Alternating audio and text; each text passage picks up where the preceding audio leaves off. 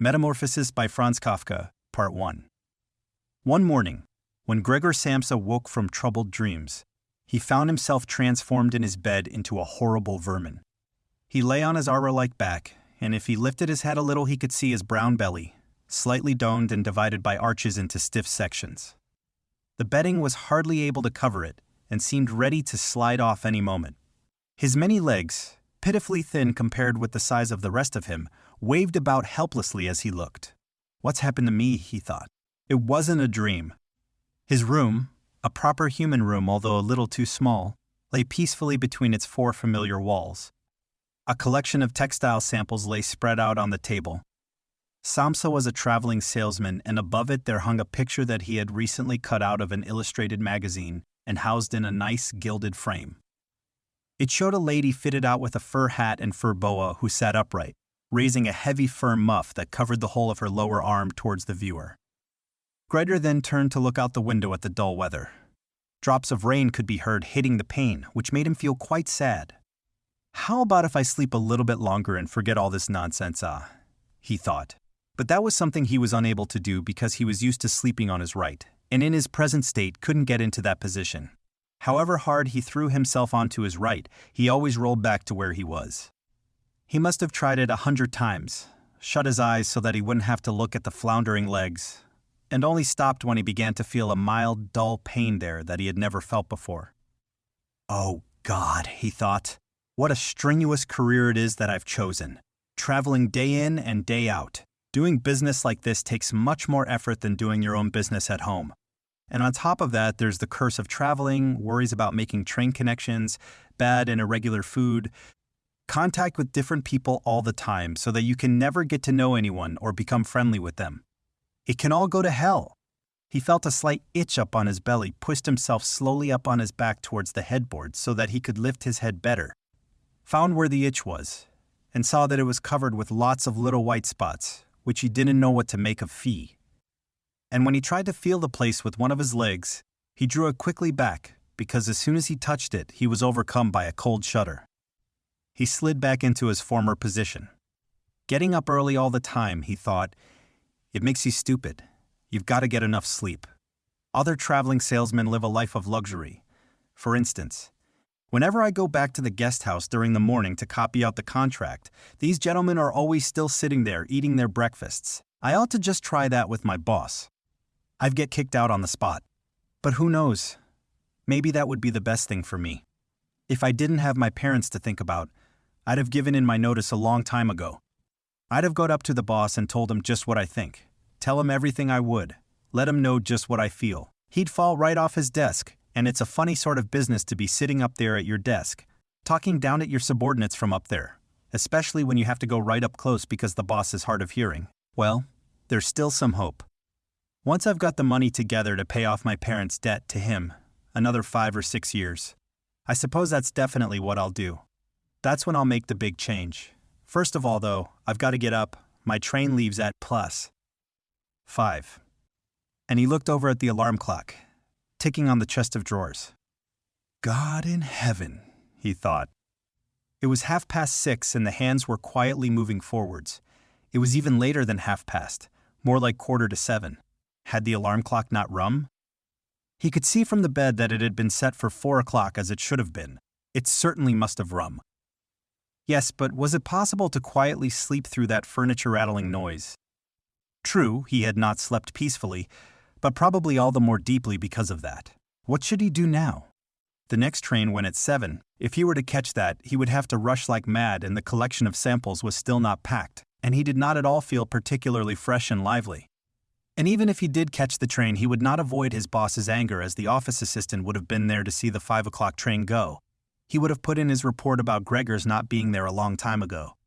The office assistant was the boss's man, spineless, and with no understanding.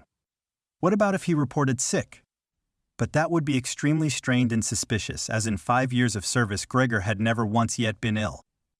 His boss would certainly come round with the doctor from the medical insurance company, accuse his parents of having a lazy son, and accept the doctor's recommendation not to make any claim, as the doctor believed that no one was ever ill but that many were work-shy. And what's more, would he have been entirely wrong in this case? Gregor did in fact, apart from excessive sleepiness after sleeping for so long, feel completely well and even felt much hungrier than usual. He was still hurriedly thinking all this through, unable to decide to get out of the bed, when the clock struck 7:15. There was a cautious knock at the door near his head. "Gregor, somebody called it was his mother. It's 7:15. Didn't you want to go somewhere?" That gentle voice? Gregor was shocked when he heard his own voice answering. It could hardly be recognized as the voice he had had before. As if from deep inside him, there was a painful and uncontrollable squeaking mixed in with it.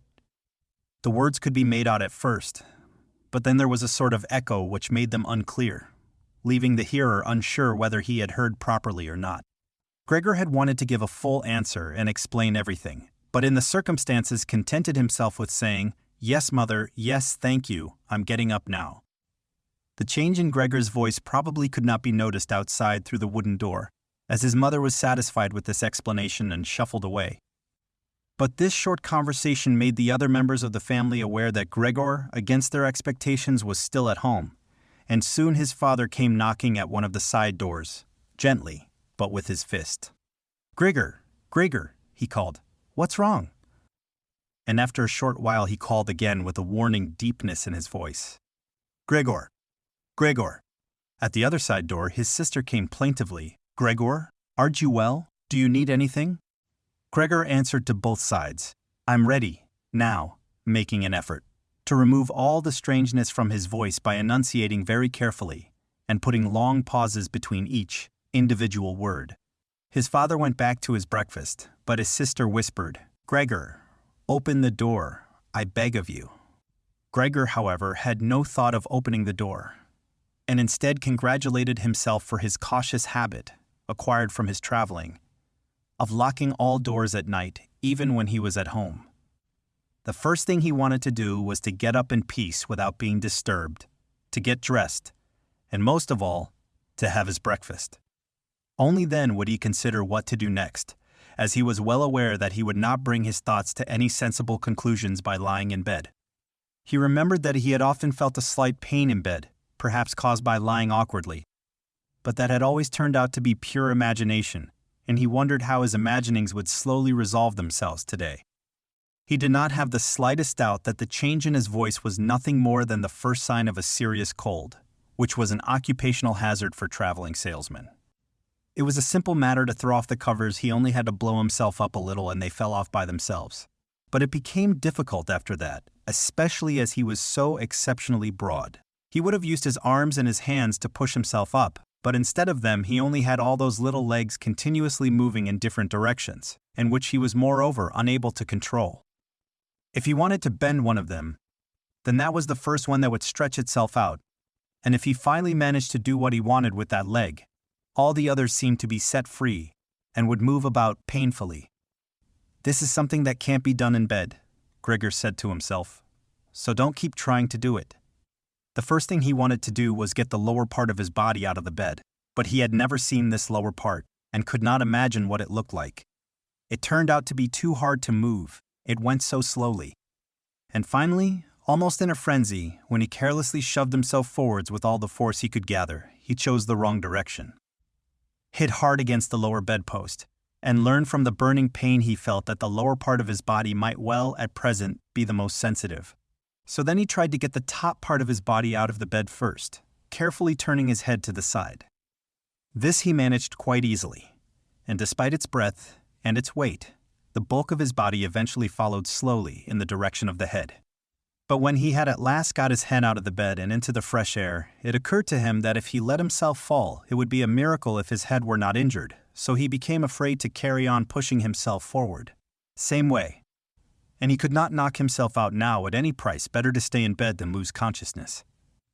It took just as much effort to get back to where he had been earlier, but when he lay there sighing, and was once more watching his legs as they struggled against each other even harder than before, if that was possible, he could think of no way of bringing peace and order to this chaos. He told himself once more that it was not possible for him to stay in bed, and that the most sensible thing to do would be to get free of it in whatever way he could at whatever sacrifice. At the same time, though, He did not forget to remind himself that calm consideration was much better than rushing to desperate conclusions. At times like this he would direct his eyes to the window and look out as clearly as he could, but unfortunately, even the other side of the narrow street was enveloped in morning fog and the view had little confidence or cheer to offer him.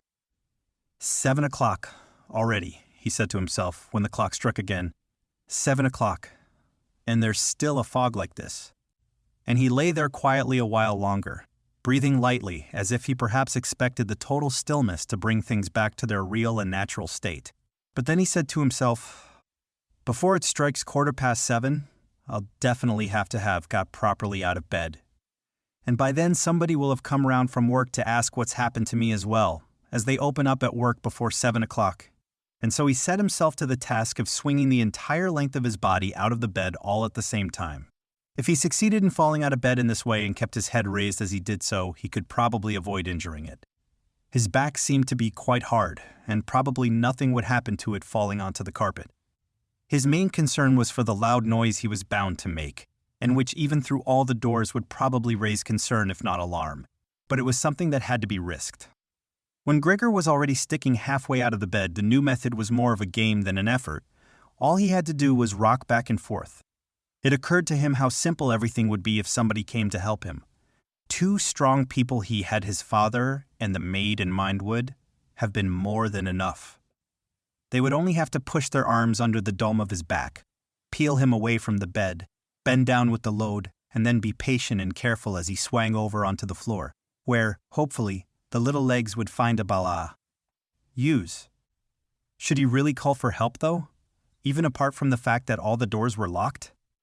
Despite all the difficulty he was in, he could not suppress a smile at this thought.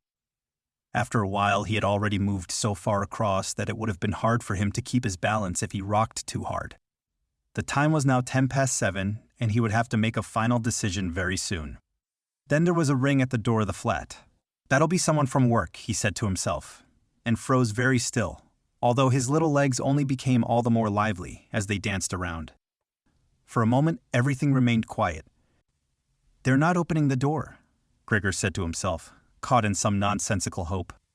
But then, of course, the maid's firm steps went to the door as ever and opened it. Gregor only needed to hear the visitor's first words of greeting and he knew who it was, the chief clerk himself. Why did Gregor have to be the only one condemned to work for a company where they immediately became highly suspicious at the slightest shortcoming? Were all employees, every one of them, louts?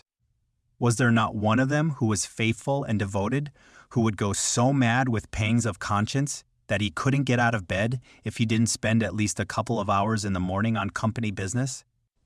Was it really not enough to let one of the trainees make inquiries, assuming inquiries were even necessary? Did the chief clerk have to come himself? And did they have to show the whole innocent family that this was so suspicious that only the chief clerk could be trusted to have the wisdom to investigate it? And more because these thoughts had made him upset than through any proper decision, he swang himself with all his force out of the bed. There was a loud thump, but it wasn't really a loud noise. His fall was softened a little by the carpet, and Gregor's back was also more elastic than he had thought, which made the sound muffled and not too noticeable. He had not held his head carefully enough, though, and hit it as he fell annoyed and in pain. He turned it and rubbed it against the carpet. Something's fallen down in there, said the chief clerk in the room on the left. Gregor tried to imagine whether something of the sort that had happened to him today could ever happen to the chief clerk too. You had to concede that it was possible. But as if in gruff reply to this question, the chief clerk's firm footsteps in his highly polished boots could now be heard in the adjoining room. From the room on his right, Gregor's sister whispered to him to let him know. "Gregor, the chief clerk is here." "Is here? Yes, I know," said Gregor to himself, but without daring to raise his voice loud enough for his sister to hear him. "Gregor," said his father now from the room to his left, "the chief clerk has come round and wants to know why you didn't leave on the early train. We don't know what to say to him. And anyway, he wants to speak to you personally, so please open up this door. I'm sure he'll be good enough to forgive the untidiness of your room." Then the chief clerk called, "Good morning, Mr. Samsa." "He isn't well," said his mother to the chief clerk, while his father continued to speak through the door. "He isn't well, please believe me. Why else would Gregor have missed a train? The lad only ever thinks about the business. It nearly makes me cross the way he never goes out in the evenings. He's been in town for a week now, but stayed home every evening. He sits with us in the kitchen and just reads the paper or studies train timetables. His idea of relaxation is working with his fret saw. He's made a little frame. For instance, it only took him 2 or 3 evenings. You'll be amazed how nice it is. It's hanging up in his room. You'll see it as soon as Gregor opens the door. Anyway, I'm glad you're here.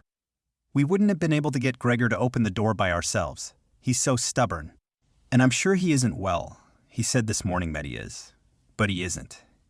I'll be there in a moment, said Gregor slowly and thoughtfully, but without moving so that he would not miss any word of the conversation. Well, I can't think of any other way of explaining it, Mrs. Samsa, said the chief clerk. I hope it's nothing serious. But on the other hand, I must say that if we people in commerce ever become slightly unwell, then, fortunately or unfortunately as you like, we simply have to overcome it because of business considerations. Can the chief clerk come in to see you? Now then? Oh, asked his father impatiently, knocking at the door again. No, said Gregor. In the room on his right there followed a painful silence. In the room on his left, his sister began to cry. So why did his sister not go and join the others? She had probably only just got up and had not even begun to get dressed. And why was she crying? Was it because he had not got up and had not let the chief clerk in? Because he was in danger of losing his job, and if that happened his boss would once more pursue their parents with the same demands as before? There was no need to worry about things like that yet. Gregor was still there and had not the slightest intention of abandoning his family. For the time being he just lay there on the carpet, and no one who knew the condition he was in would seriously have expected him to let the chief clerk in. It was only a minor discourtesy, and a suitable excuse could easily be found for it later on. It was not something for which Gregor could be sacked on the spot. And it seemed to Gregor much more sensible to leave him now in peace, instead of disturbing him with talking at him and crying. But the others didn't know what was happening. They were worried. That would excuse their behavior. The chief clerk now raised his voice. Mr. Samsa, he called to him. What is wrong? You barricade yourself in your room. Give us no more than yes or no for an answer. You are causing serious and unnecessary concern to your parents, and you fail I mention this just by the way you fail to carry out your business duties in a way that is quite unheard of. I'm speaking here on behalf of your parents and of your employer, and really must request a clear and immediate explanation. I am astonished, quite astonished. I thought I knew you as a calm and sensible person, and now you suddenly seem to be showing off with peculiar whims. This morning your employer did suggest a possible reason for your failure to appear. It's true it had to do with the money that was recently entrusted to you, but I came near to giving him my word of honor that that could not be the right explanation. But now that I see your incomprehensible stubbornness, I no longer feel any wish whatsoever to intercede on your behalf. And nor is your position all that secure. I had originally intended to say all this to you in private, but since you caused me to waste my time here for no good reason, I don't see why your parents should not also learn of it. Your turnover has been very unsatisfactory of late. I grant you that it's not the time of year to do especially good business, we recognize that. But there simply is no time of year to do no business at all, Mr. Samsa. We cannot allow there to be. But sir, called Gregor, beside himself and forgetting all else in the excitement, I'll open up immediately. Just a moment. I'm slightly unwell, an attack of dizziness. I haven't been able to get up. I'm still in bed now. I'm quite fresh again now. Though, I'm just getting out of bed. Just a moment. Be patient. It's not quite as easy as I'd thought. I'm quite all right now, though. It's shocking what can suddenly happen to a person. I was quite all right last night, my con. Parents know about it. Perhaps better than me, I had a small symptom of it last night already. They must have noticed it. I don't know why I didn't let you know at work, but you always think you can get over an illness without staying at home. Please. Don't make my parents suffer. There's no basis for any of the accusations you're making. Nobody's ever said a word to me about any of these things. Maybe you haven't read the latest contracts I sent in. I'll set off with the 8 o'clock train as well. These few hours of rest have given me strength. You don't need to wait, sir. I'll be in the office soon after you, and please be so good as to tell that to the boss and recommend me to him. And while Gregor gushed out these words, hardly knowing what he was saying, he made his way over to the chest of drawers, This was easily done, probably because of the practice he had already had in bed, where he now tried to get himself upright. He really did want to open the door, really did want to let them see him and to speak with the chief clerk. The others were being so insistent, and he was curious to learn what they would say when they caught sight of him. If they were shocked, that it would no longer be Gregor's responsibility and he could rest. If, however, they took everything calmly, he would still have no reason to be upset. And if he hurried, he really could be at the station for 8 o'clock. The first few times he tried to climb up on the smooth chest of drawers, he just slid down again. But he finally gave himself one last swing and stood there upright for Ray. The lower part of his body was in serious pain, but he no longer gave any attention to it. Now he let himself fall against the back of a nearby chair and held tightly to the edges of it with his little legs. By now he had also calmed down and kept quiet so that he could listen to what the chief clerk was saying. "Did you understand a word of all that?" the chief clerk asked his parents. "Surely he's not trying to make fools of us." "Oh, God," called his mother, who was already in tears. "He could be seriously ill and we're making him suffer." Gret, she then cried. "Mother?" his sister called from the other side. They communicated across Gregor's room. "You'll have to go for the doctor straight away. Gregor is ill. Quick. Get the doctor." "Did you hear the way Gregor spoke just now?" "That was the voice of an animal," said the chief clerk with a calmness that was in contrast with his mother's screams. "Anna! Anna!" his father called into the kitchen through the entrance hall, clapping his hands. "Get a locksmith here, now." And the two girls, their skirts swishing, immediately ran out through the hall, wrenching open the front door of the flat as they went. How had his sister managed to get dressed so quickly? There was no sound of the door banging shut again. They must have left it open. People often do in homes where something awful has happened. Gregor, in contrast, had become much calmer. So they couldn't understand his words anymore, although they seemed clear enough to him, clearer than before perhaps his ears had become used to the sound. They had realized, though, that there was something wrong with him, and were ready to help. The first response to his situation had been confident and wise, and that made him feel better. He felt that he had been drawn back in among people, and from the doctor and the locksmith he expected great and surprising achievements, although he did not really distinguish one from the other. Whatever was said next would be crucial, so, in order to make his voice as clear as possible, he coughed a little. But taking care to do this not too loudly, as even this might well sound different from the way that a human coughs, and he was no longer sure he could judge this for himself. Meanwhile, it had become very quiet in the next room. Perhaps his parents were sat at the table whispering with the chief clerk, or perhaps they were all pressed against the door and listening. Gregor slowly pushed his way over to the door with the chair. Once there, he let go of it and threw himself onto the door, holding himself upright against it using the adhesive on the tips of his legs. He rested there a little while to recover from the effort involved, and then set himself to the task of turning the key in the lock with his mouth. He seemed, unfortunately, to have no proper teeth. How was he, then, to grasp the key? But the lack of teeth was, of course, made up for with a very strong jaw. Using the jaw, he really was able to start the key turning, ignoring the fact that he must have been causing some kind of damage as a brown fluid came from his mouth, flowed over the key, and dripped onto the floor. "Listen," said the chief clerk in the next room. "He's turning the key." Gregor was greatly encouraged by this, but they all should have been calling to him, his father, and his mother too. "Well done, Gregor," they should have cried. "Keep at it! Keep hold of the lock!" And with the idea that they were all excitedly following his efforts, he bit on the key with all his strength, paying no attention to the pain he was causing himself. As the key turned round, he turned around the lock with it, only holding himself upright with his mouth, and hung onto the key, or pushed it down again with the whole weight of his body as needed. The clear sound of the lock as it snapped back was Gregor's sign that he could break his concentration, and as he regained his breath, he said to himself, "So, I didn't need the locksmith after all." Then he lay his head on the handle of the door to open it completely. Because he had to open the door in this way, it was already wide open before he could be seen.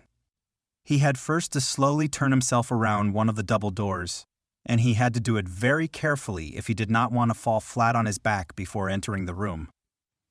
He was still occupied with this difficult movement, unable to pay attention to anything else, when he heard the chief clerk exclaim aloud, "Oh," which sounded like the soughing of the wind. Now he also saw him. He was the nearest to the door, his hand pressed against his open mouth, and slowly retreating as if driven by a steady and invisible force. Gregor's mother, her hair still disheveled from bed despite the chief clerk's being there, looked at his father. Then she unfolded her arms, took 2 steps forward towards Gregor, and sank down onto the floor into her skirts that spread themselves out around her as her head disappeared down onto her breast. His father looked hostile and clenched his fists as if wanting to knock Gregor back into his room. Then he looked uncertainly round the living room, covered his eyes with his hands, and wept so that his powerful chest shook. So Gregor did not go into the room, but leant against the inside of the other door, which was still held bolted in place. In this way only half of his body could be seen, along with his head above it, which he leant over to one side as he peered out at the others. Meanwhile, the day had become much lighter. Part of the endless, gray-black building on the other side of the street, which was a hospital, could be seen quite clearly with the austere and regular line of windows piercing its facade. The rain was still falling, now throwing down large, individual droplets which hit the ground one at a time.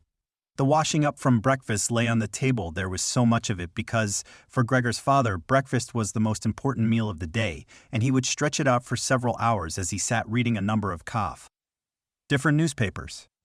On the wall exactly opposite there was a photograph of Gregor when he was a lieutenant in the army, his sword in his hand and a carefree smile on his face as he called forth respect for his uniform and bearing. The door to the entrance hall was open, and as the front door of the flat was also open, he could see onto the landing and the stairs where they began their way down below. "Now, then," said Gregor, well aware that he was the only one to have kept calm. "I'll get dressed straight away now, pack up my samples and set off. Will you please just let me leave? You can see," he said to the chief clerk, "that I'm not stubborn and I like to do my job.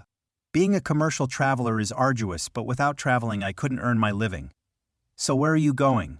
Into the office?" "Yes." "Will you report everything accurately then?" It's quite possible for someone to be temporarily unable to work. But that's just the right time to remember what's been achieved in the past and consider that later on, once the difficulty has been removed, he will certainly work with all the more diligence and concentration.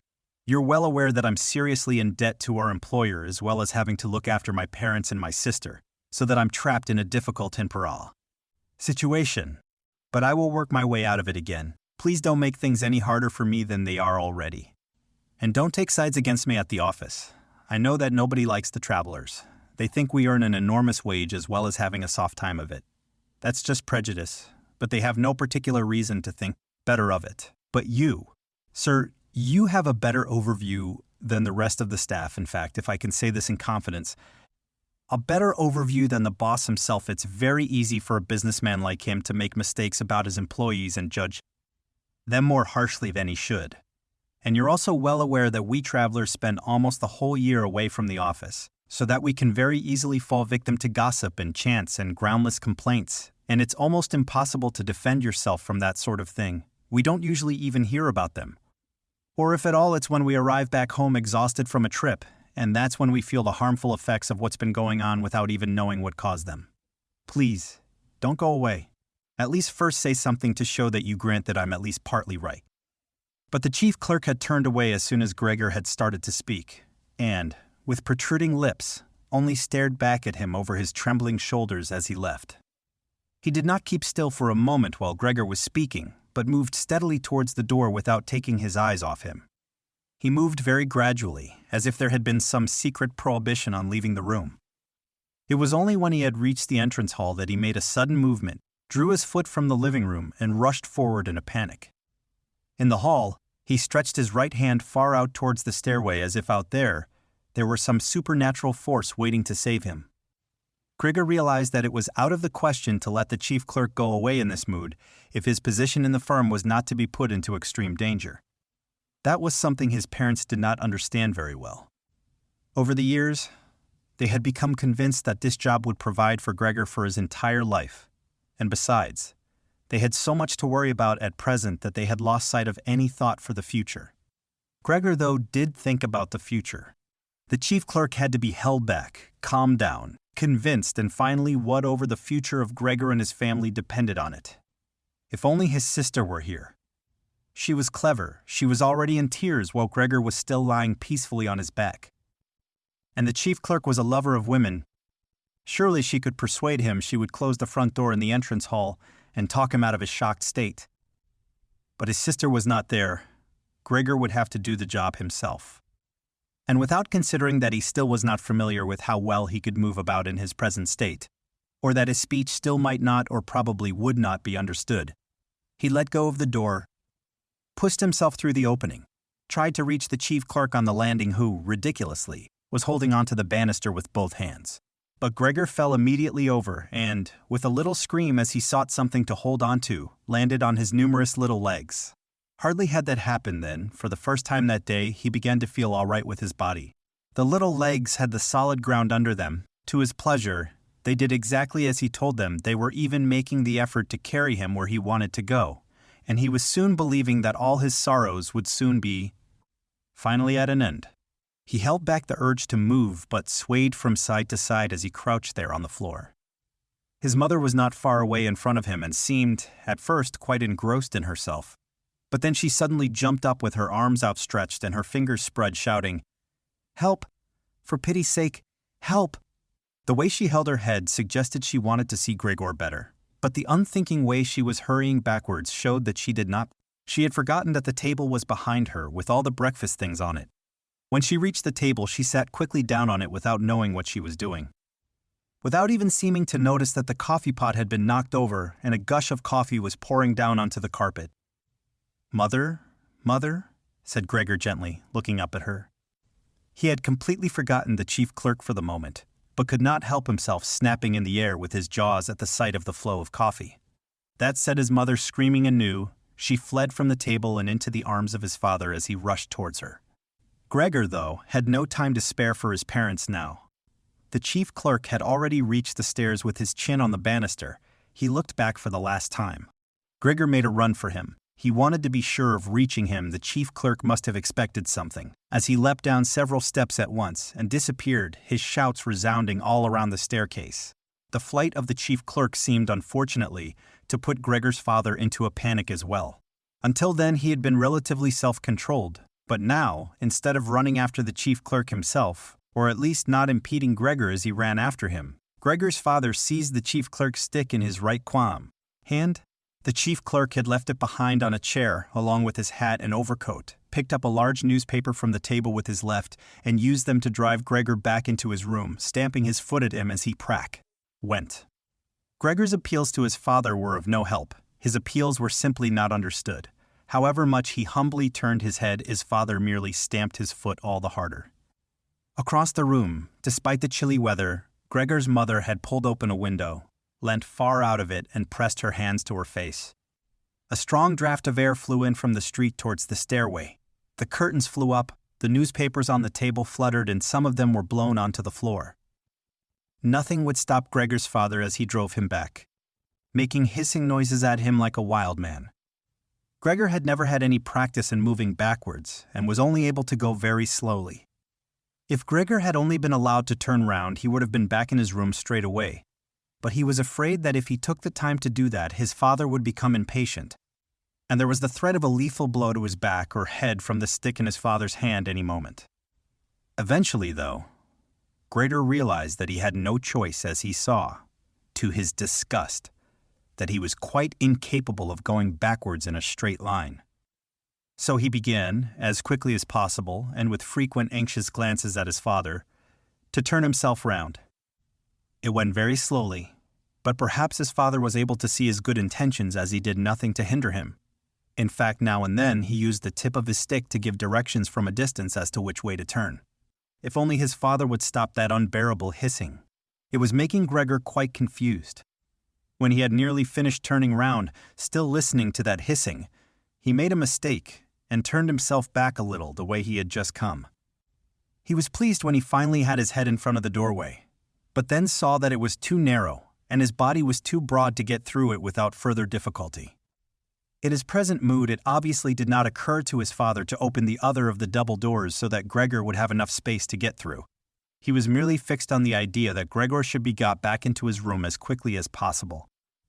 Nor would he ever have allowed Gregor the time to get himself upright as preparation for getting through the doorway.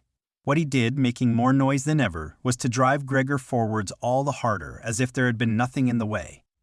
It sounded to Gregor as if there was now more than one father behind him. It was not a pleasant experience, and Gregor pushed himself into the doorway without regard for what might happen. One side of his body lifted itself. He lay at an angle in the doorway. One flank scraped on the white door and was painfully injured, leaving vile brown flecks on it.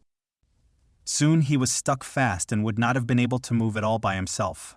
The little legs along one side hung quivering in the air, while those on the other side were pressed painfully against the ground.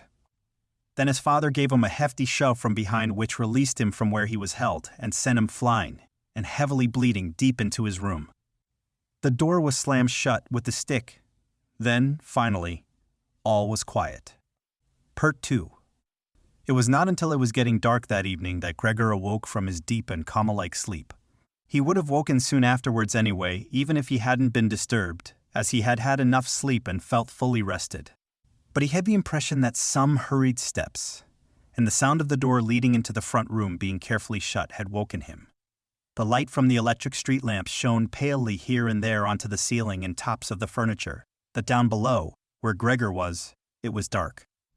He pushed himself over to the door, feeling his way clumsily with his antennae, of which he was now beginning to learn the value in order to see what had been happening there. The whole of his left side seemed like one painfully stretched scar, and he limped badly on his 2 rows of legs. What of the legs had been badly injured in the events of that morning, it was nearly a miracle that only one of them had by now dragged along lifelessly. It was only when he had reached the door that he realized what it actually was that had drawn him over to it. It was the smell of something to eat. By the door there was a dish filled with sweetened milk, with little pieces of white bread floating in it.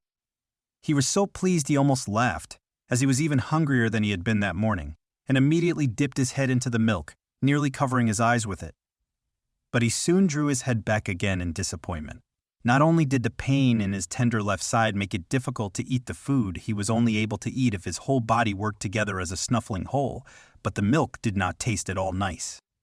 Milk like this was normally his favorite drink, and his sister had certainly left it there for him because of that. But he turned, almost against his own will, away from the dish and crawled back into the center of the room. Through the crack in the door, Gregor could see that the gas had been lit in the living room.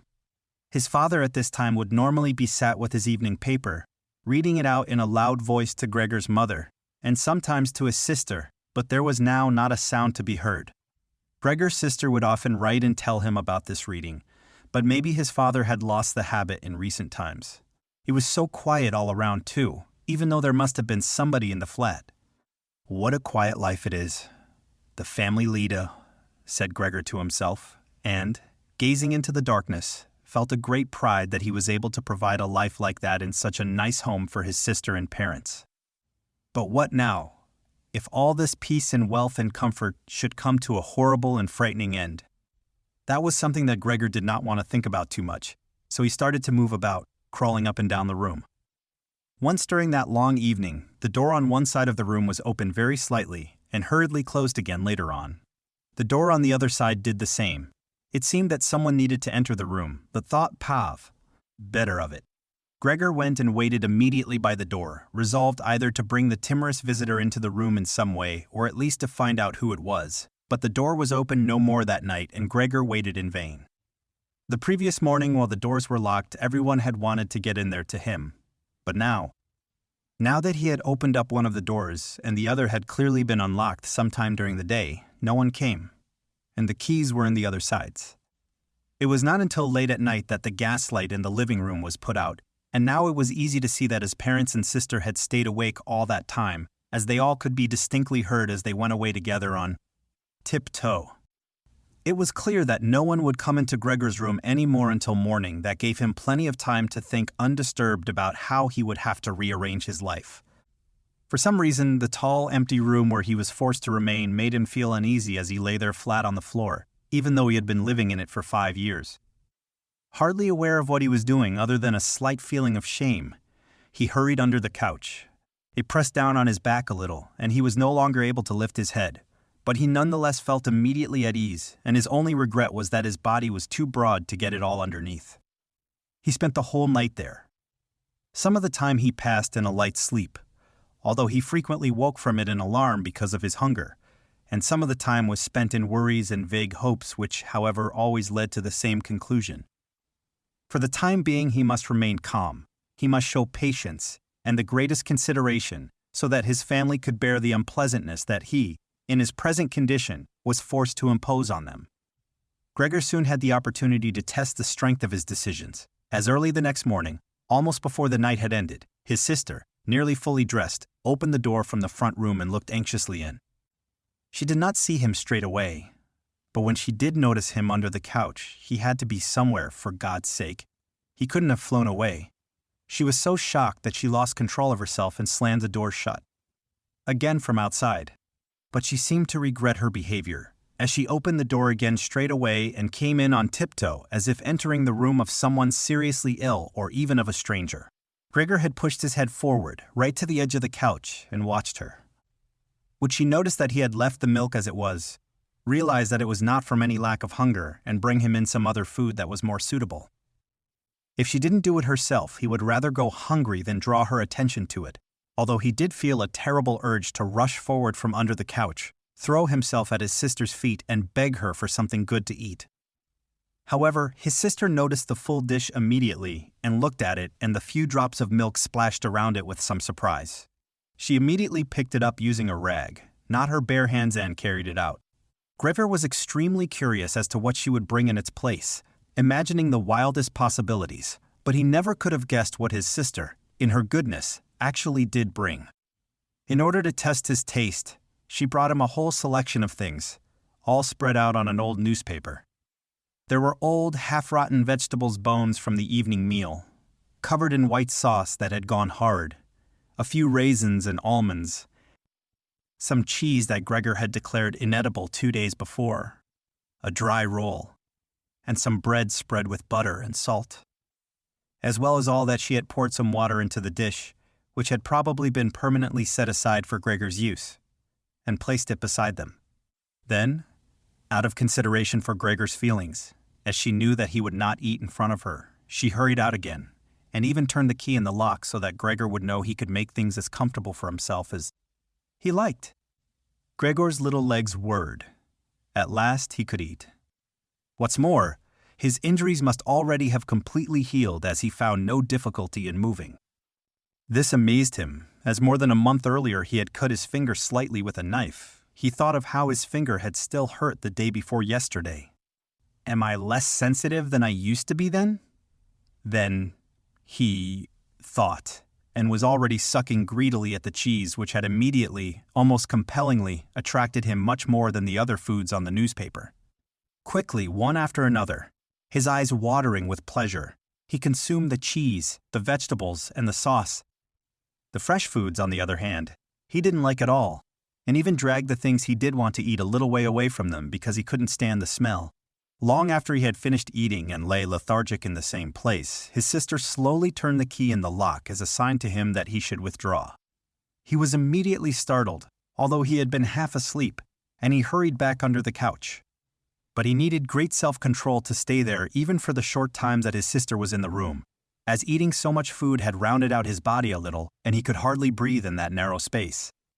Half suffocating, he watched with bulging eyes as his sister unself-consciously took a broom and swept up the leftovers, mixing them in with the food he had not even touched at all, as if it could not be used anymore.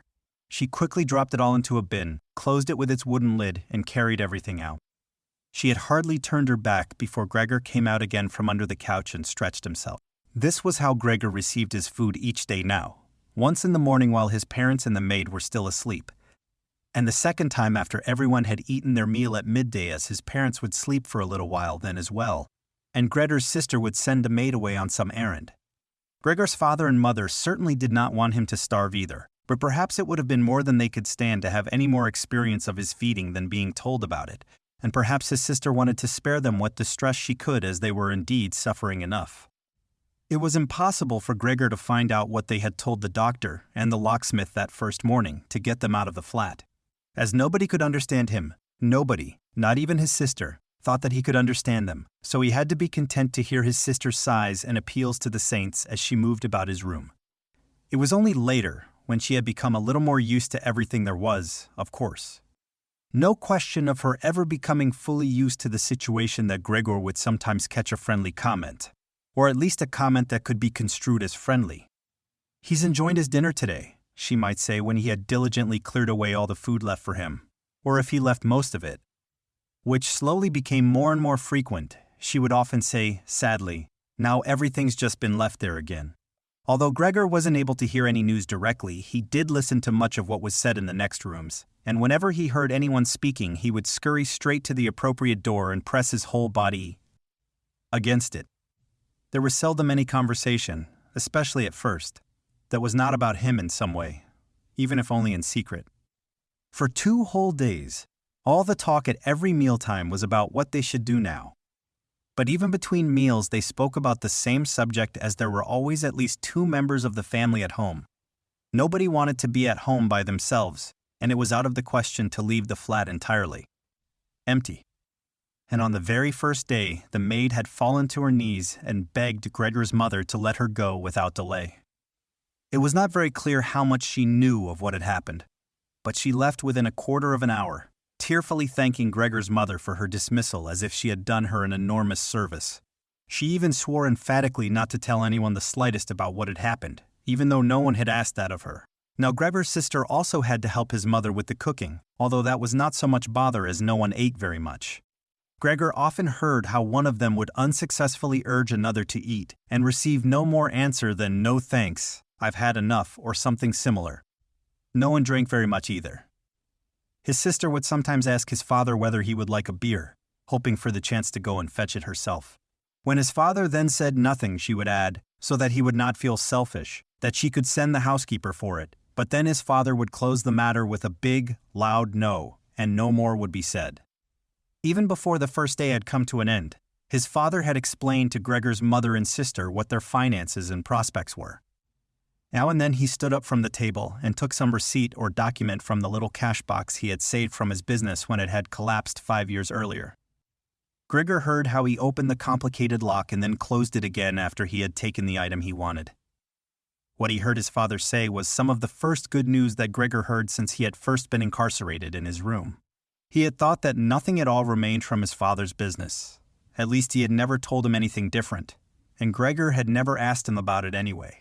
Their business misfortune had reduced the family to a state of total despair, and Gregor's only concern at that time had been to arrange things so that they could all forget about it as quickly as possible. So then he started working especially hard, with a fiery vigor that raised him from a junior salesman to a traveling representative almost overnight, bringing with it the chance to earn money in quite different ways. Gregor converted his success at work straight into cash that he could lay on the table at home for the benefit of his astonished and delighted family. They had been good times and they had never come again, at least not with the same splendor, even though Gregor had later earned so much that he was in a position to bear the costs of the whole family, and did bear them. They had even got used to it, both Gregor and the family. They took the money with gratitude, and he was glad to provide it, although there was no longer much warm affection given in return. Gregor only remained close to his sister now. Unlike him, she was very fond of music and a gifted and expressive violinist. It was his secret plan to send her to the conservatory next year, even though it would cause great expense that would have to be made up for in some other way. During Gregor's short periods in town, conversation with his sister would often turn to the conservatory, but it was only ever mentioned as a lovely dream that could never be realized. Their parents did not like to hear this innocent talk, but Gregor thought about it quite hard, and decided he would let them know what he planned with a grand announcement of it on Christmas Day. That was the sort of totally pointless thing that went through his mind in his present state, pressed upright against the door and listening. There were times when he simply became too tired to continue listening, when his head would fall wearily against the door, and he would pull it up again with a start, as even the slightest noise he caused would be heard next door and they would all go silent. "What's that he's doing now?" his father would say after a while, clearly having got over to the door, and only then would the interrupted conversation slowly be taken up again. When explaining things, his father repeated himself several times, partly because it was a long time since he had been occupied with these matters himself, and partly because Gregor's mother did not understand everything the First time. From these repeated explanations, Gregor learned, to his pleasure, that despite all their misfortunes there was still some money available from the old days. It was not a lot, but it had not been touched in the meantime, and some interest had accumulated. Besides that, they had not been using up all the money that Gregor had been bringing home every month, keeping only a little for himself, so that too had been accumulating. Behind the door, Gregor nodded with enthusiasm in his pleasure at this unexpected thrift and caution. He could actually have used this surplus money to reduce his father's debt to his boss, and the day when he could have freed himself from that job would have come much closer, but now it was certainly better the way his father had done things. This money, however, was certainly not enough to enable the family to live off the interest. It was enough to maintain them for, perhaps, 1 or 2 years, no more. That's to say, it was money that should not really be touched but set aside for emergencies. Money to live on had to be earned. His father was healthy but old and lacking in self-confidence. During the 5 years that he had not been working the first holiday in a life that had been full of strain and no success, he had put on a lot of weight and become very slow and clumsy. Would Gregor's elderly mother now have to go and earn money? She suffered from asthma, and it was a strain for her just to move about the home. Every other day would be spent struggling for breath on the sofa by the open window. Would his sister have to go and earn money? She was still a child of 17. Her life up till then had been very enviable, consisting of wearing nice clothes, sleeping late, helping out in the business, joining in with a few modest pleasures, and most of all playing the violin. Whenever they began to talk of the need to earn money, Gregor would always first let go of the door and then throw himself onto the cool leather sofa next to it, as he became quite hot with shame and regret. He would often lie there the whole night through, not sleeping a wink but scratching at the leather for hours on end. Or he might go to all the effort of pushing a chair to the window, climbing up onto the sill and, propped up in the chair, leaning on the window to stare out of it. He had used to feel a great sense of freedom from doing this, but doing it now was obviously something more remembered than experienced, as what he actually saw in this way was becoming less distinct every day, even things that were quite near. He had used to curse the ever-present view of the hospital across the street, but now he could not see it at all, and if he had not known that he lived in Charlottenstrasse, which was a quiet street despite being in the middle of the city, he could have thought that he was looking out the window at a barren waste where the gray sky and the gray earth mingled inseparably. His observant sister only needed to notice the chair twice before she would always push it back to its exact position by the window after she had tidied up the room, and even left the inner pane of the window open from then on. If Gregor had only been able to speak to his sister and thank her for all that she had to do for him, it would have been easier for him to bear it, but as it was, it caused him pain. His sister, naturally, tried as far as possible to pretend there was nothing burdensome about it, and the longer it went on, of course, the better she was able to do so. But as time went by, Gregor was also able to see through it all so much better. It had even become very unpleasant for him, now, whenever she entered the room. No sooner had she come in than she would quickly close the door as a precaution so that no one would have to suffer the view into Gregor's room. Then she would go straight to the window and pull it hurriedly open, almost as if she were suffocating.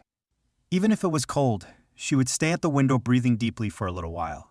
She would alarm Gregor twice a day with this running about and noise-making.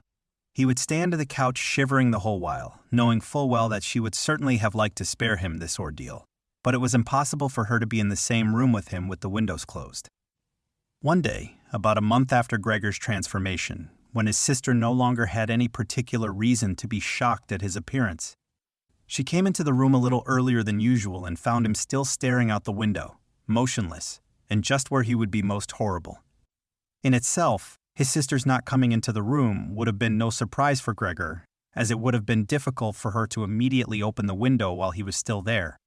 But not only did she not come in, she went straight back and closed the door behind her. A stranger would have thought he had threatened her and tried to bite her. Gregor went straight to hide himself under the couch, of course, but he had to wait until midday before his sister came back, and she seemed much more uneasy than usual. It made him realize that she still found his appearance unbearable and would continue to do so. She probably even had to overcome the urge to flee when she saw the little bit of him that protruded from under the couch. One day, in order to spare her even this sight, he spent 4 hours carrying the bedsheet over to the couch on his back and arranged it so that he was completely covered and his sister would not be able to see him even if she bent down. If she did not think this sheet was necessary, then all she had to do was take it off again, as it was clear enough that it was no pleasure for Gregor to cut himself off so completely. She left the sheet where it was. Gregor even thought he glimpsed a look of gratitude one time when he carefully looked out from under the sheet to see how his sister liked the new arrangement. For the first 14 days, Gregor's parents could not bring themselves to come into the room to see him. He would often hear them say how they appreciated all the new work his sister was doing, even though, before, they had seen her as a girl who was somewhat useless and frequently been annoyed with her. But now the two of them, father and mother, would often both wait outside the door of Gregor's room while his sister tidied up in there. And as soon as she went out again, she would have to tell them exactly how everything looked, what Gregor had eaten, how he had behaved this time, and whether perhaps any slight improvement could be seen. His mother also wanted to go in and visit Gregor relatively soon, but his father and sister at first persuaded her against it. Gregor listened very closely to all this and approved fully. Later, though, she had to be held back by force, which made her call out, "Let me go and see Gregor. He is my unfortunate son. Can't you understand I have to see him?" And Gregor would think to himself that maybe it would be better if his mother came in. Not every day, of course, but one day he can. Week, perhaps. She could understand everything much better than his sister who, for all her courage, was still just a child after all, and really might not have had an adult's appreciation of the burdensome job she had taken on. Gregor's wish to see his mother was soon realized. Out of consideration for his parents, Gregor wanted to avoid being seen at the window during the day. The few square meters of the floor did not give him much room to crawl about. It was hard to just lie quietly through the night. His food soon stopped giving him any pleasure at all, and so, to entertain himself, he got into the habit of crawling up and down the walls and ceiling. He was especially fond of hanging from the ceiling. It was quite different from lying on the floor. He could breathe more freely. His body had a light swing to it. And up there, relaxed and almost happy, it might happen that he would surprise even himself by letting go of the ceiling and landing on the floor with a crash. But now, of course, he had far better control of his body than before and, even with a fall as great as that, caused himself no damage. Very soon his sister noticed Gregor's new way of entertaining himself. He had, after all, left traces of the adhesive from his feet as he crawled about and got it into her head to make it as easy as possible for him by removing the furniture that got in his way, especially the chest of drawers and the desk. Now, this was not something that she would be able to do by herself. She did not dare to ask for help from her father. The 16-year-old maid had carried on bravely since the cook had left, but she certainly would not have helped in this. She had even asked to be allowed to keep the kitchen locked at all times, and never to have to open the door unless it was especially important. So his sister had no choice but to choose some time when Gregor's father was not there, and fetch his mother to help her. As she approached the room, Gregor could hear his mother express her joy, but once at the door she went silent. First, of course, his sister came in and looked round to see that everything in the room was all right, and only then did she let her mother enter. Gregor had hurriedly pulled the sheet down lower over the couch and put more folds into it so that everything really looked as if it had just been thrown down by chance. Gregor also refrained, this time, from spying out from under the sheet. He gave up the chance to see his mother until later and was simply glad that she had come. "You can come in, he can't be seen," said his sister, obviously leading her in by the hand. The old chest of drawers was too heavy for a pair of feeble women to be heaving about, but Gregor listened as they pushed it from its place. His sister always taking on the heaviest part of the work for herself, and ignoring her mother's warnings that she would strain herself. This lasted a very long time. After laboring at it for 15 minutes or more, his mother said it would be better to leave the chest where it was. For one thing, it was too heavy for them to get the job finished before Gregor's father got home, and leaving it in the middle of the room it would be in his way even more. And for another thing, it wasn't even sure that taking the furniture away would really be any help to him. She thought just the opposite. The sight of the bare walls saddened her right to her heart. And why wouldn't Gregor feel the same way about it? He'd been used to this furniture in his room for a long time, and it would make him feel abandoned to be in an empty room like that. Then, quietly, almost whispering as if wanting Gregor, whose whereabouts she did not know, to hear not even the tone of her voice, as she was convinced that he did not understand her words, she added, "And by taking the furniture away, won't it seem like we're showing that we've given up all hope of improvement? and were abandoning him to cope for himself? I think it'd be best to leave the room exactly the way it was before, so that when Gregor comes back to us again, he'll find everything unchanged, and he'll be able to forget the time in between all the easier. Hearing these words from his mother made Gregor realize that the lack of any direct human communication, along with the monotonous life led by the family during these 2 months, must have made him confused. He could think of no other way of explaining to himself why he had seriously wanted his room emptied out. Had he really wanted to transform his room into a cave, a warm room fitted out with the nice furniture he had inherited? That would have let him crawl around unimpeded in any direction, but it would also have let him quickly forget his past when he had still been human. He had come very close to forgetting, and it had only been the voice of his mother, unheard for so long, that had shaken him out of it. Nothing should be removed, everything had to stay. He could not do without the good influence the furniture had on his condition, and if the furniture made it difficult for him to crawl about mindlessly, that was not a loss, but a, quote, great advantage.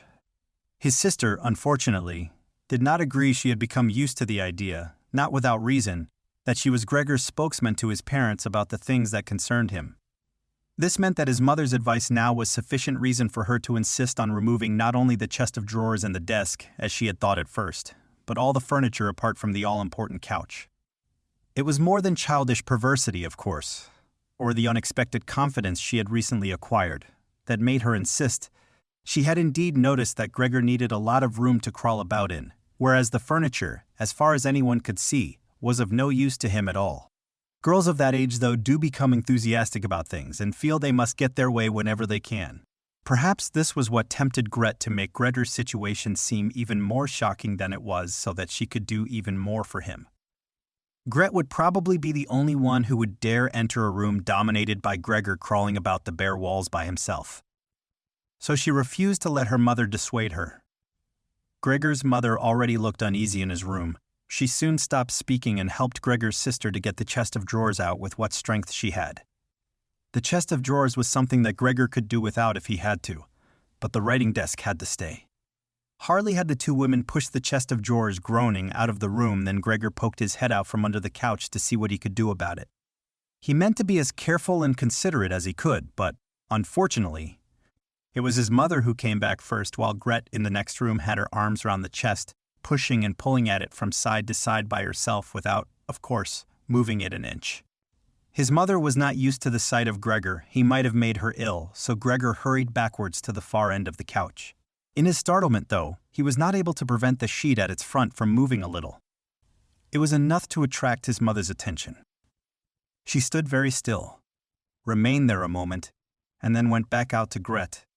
Gregor kept trying to assure himself that nothing unusual was happening. It was just a few pieces of furniture being moved after all. But he soon had to admit that the women going to and fro, their little calls to each other, the scraping of the furniture on the floor, all these things made him feel as if he were being assailed from all sides. With his head and legs pulled in against him and his body pressed to the floor, he was forced to admit to himself that he could not stand all of this much longer. They were emptying his room out, taking away everything that was dear to him. They had already taken out the chest containing his fret saw and other tools. Now they threatened to remove the writing desk with its place clearly worn into the floor, the desk where he had done his homework as a business trainee at high school. Even while he had been at infant school, he really could not wait any longer to see whether the two women's intentions were good. He had nearly forgotten they were there anyway, as they were now too tired to say anything while they worked, and he could only hear their feet as they stepped heavily on the floor. So, while the women were leant against the desk in the other room catching their breath, he sallied out, changed direction 4 times, not knowing what he should say first before his attention was suddenly caught by the picture on the wall, which was already denuded of everything else that had been on it, of the lady dressed in crêpe. Copious fur. He hurried up onto the picture and pressed himself against its glass. It held him firmly and felt good on his hot belly. This picture, at least, now totally covered by Gregor, would certainly be taken away by no one. He turned his head to face the door into the living room so that he could watch the women when they came back. They had not allowed themselves a long rest and came back quite soon. Gret had put her arm around her mother and was nearly carrying her. "What shall we take now, then?" said Gret, and looked around. Her eyes met those of Gregor on the wall. Perhaps only because her mother was there, she remained calm. bent her face to her so that she would not look round, and said, albeit hurriedly, and with a tremor in her voice, "Come on, let's go back in the living room for a while." Gregor could see what Gret had in mind. She wanted to take her mother somewhere safe and then chase him down from the wall. Well, she could certainly try it. He sat unyielding on his picture. He would rather jump at Gret's face. But Gret's words had made her mother quite worried. She stepped to one side, saw the enormous brown patch against the flowers of the wallpaper, and before she even realized it was Gregor that she saw, screamed, "Oh God! Oh God!" Arms outstretched, she fell onto the couch as if she had given up everything and stayed there immobile. "Gregor!" shouted his sister, glowering at him and shaking her fist. That was the first word she had spoken to him directly since his transformation. She ran into the other room to fetch some kind of smelling salts to bring her mother out of her faint. Gregor wanted to help too. He could save his picture later, although he stuck fast to the glass and had to pull himself off by force. Then he too ran into the next room as if he could advise his sister like in the old days. But he had to just stand behind her doing nothing. She was looking into various bottles. He startled her. When she turned round, a bottle fell to the ground and broke a splinter. Cut Gregor's face, some kind of caustic wah. Medicine splashed all over him. Now, without delaying any longer, Gret took hold of all the bottles she could and ran with them in to her mother. She slammed the door shut with her foot. So now Gregor was shut out from his mother, who, because of him, might be near to death. He could not open the door if he did not want to chase his sister away, and she had to stay with his mother. There was nothing for him to do. But wait. And, oppressed with anxiety and self-reproach, he began to crawl about. He crawled over everything. Walls, furniture, ceiling, and finally, in his confusion as the whole room began to spin around him, he fell down into crack, the middle of the dinner table. He lay there for a while, numb and immobile. All around him it was quiet. Maybe that was a good sign. Then there was someone at the door. The maid, of course, had locked herself in her kitchen so that Gret would have to go and answer it. His father had arrived home. "What's happened?" were his first words. Gret's appearance must have made everything clear to him. She answered him with subdued voice, and openly pressed her face into his chest. "Mother's fainted, but she's better now." Gregor got out. "Just as I expected, said his father. "Just as I always said, but you women wouldn't listen, would you?" It was clear to Gregor that Gret had not said enough, and that his father took it to mean that something bad had happened, that he was responsible for some act of violence. That meant Gregor would now have to try to calm his father, as he did not have the time to explain things to him even if that had been possible.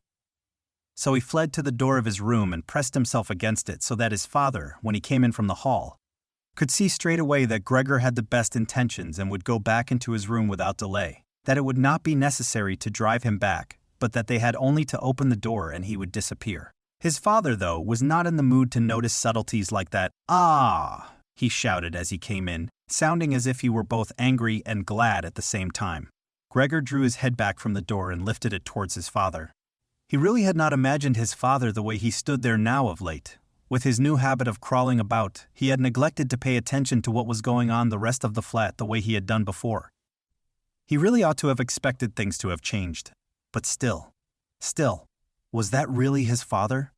The same tired man as used to be laying there entombed in his bed when Gregor came back from his business trips, who would receive him sitting in the armchair in his nightgown when he came back in the evenings, who was hardly even able to stand up, but, as a sign of his pleasure, would just raise his arms, and who, on the couple of times a year when they went for a walk together on a Sunday or public holiday wrapped up tightly in his overcoat between Gregor and his mother, would always labor his way forward a little more slowly than them, who were already walking slowly for his sake, who would place his stick down carefully, and, if he wanted to say something, would invariably stop and gather his companions around him.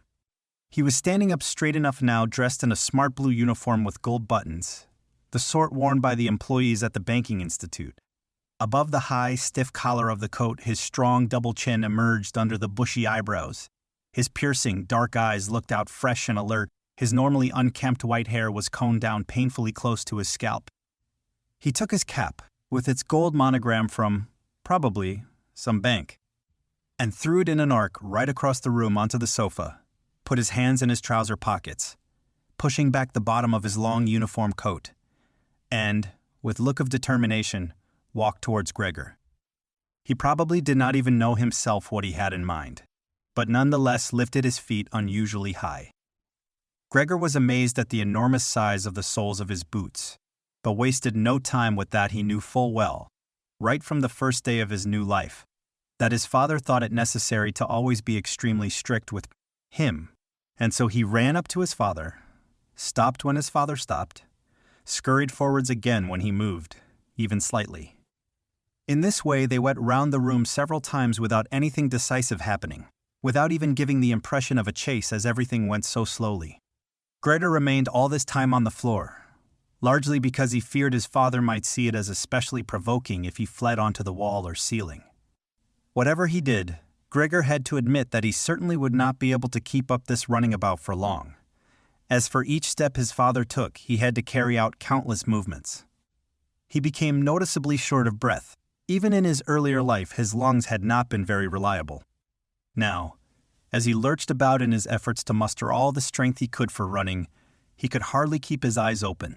His thoughts became too slow for him to think of any other way of sating himself than running. He almost forgot that the walls were there for him to use, although here they were concealed behind carefully carved furniture full of notches and protrusions.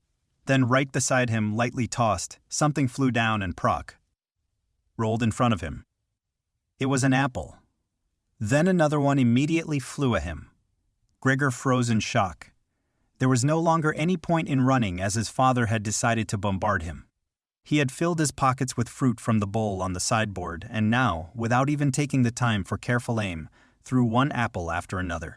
These little red apples rolled about on the floor, knocking into each other as if they had electric motors. An apple thrown without much force glanced against Gregor's back and slid off without doing any harm. Another one, however, immediately following it, hit squarely, and lodged in his back. Gregor wanted to drag himself away, as if he could remove the incredible pain by changing his position, but he felt as if nailed to the spot and spread himself out, all his senses in confusion. The last thing he saw was the door of his room being pulled open. His sister was screaming. His mother ran out in front of her in her blouse.